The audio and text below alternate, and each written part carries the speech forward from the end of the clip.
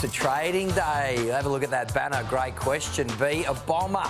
Question mark. What do you think? Will the superstar Essendon captain, six-time Crichton medalist, will he be at Essendon next year? It feels like this is the deal that's going to go down to the last 10 minutes of deadline day. Where do you stand, David Zeta? I reckon they're going to hold firm. I reckon that the Bombers keep him. I think Andrew Welsh, since he's come in, they've cast a very different tune publicly. I know things can change behind the scenes. I just feel like, and again, I think everyone's guessing at this point, but I think that at this stage, I reckon Essendon holds him. What are we up to? Ex-president, current president, CEO and list manager says he's staying. So I think that means he has to stay, doesn't he?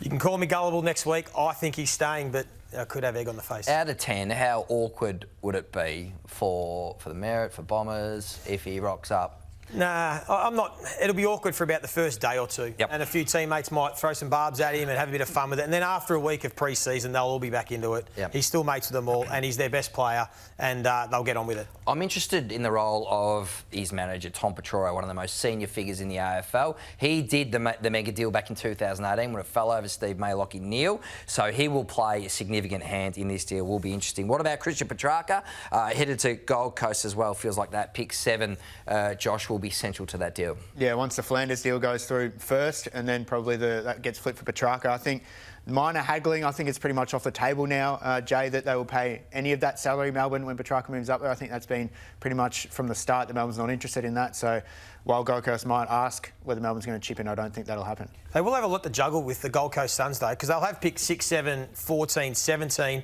after the Flanders deal, but they've got 2 top 5 academy prospects coming in. They've got to get Petrarca in the door.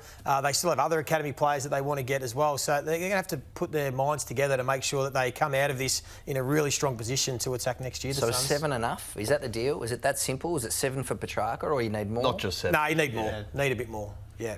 I don't think it'll be done in a rush either. I think there's a fair bit to And play again, I would be surprised if other clubs get involved, and there'll be a lot of intertwining, and Melbourne might be able to get a player back, or other clubs, but there'll be more involved in it. Just not Bailey Humphrey. Make sure you speak to Gold Coast and Craig Cameron about that. Wasn't that an interesting Friday? It's fair to say. Tell us about the Jack Buller move from Sydney to Collingwood. Barney. Yeah, so a bit of a quick one, just how this one came about. So in July, he started playing for Sydney off the rookie list, was playing okay. He wanted a new deal, and Sydney was pretty warm on giving him a new deal.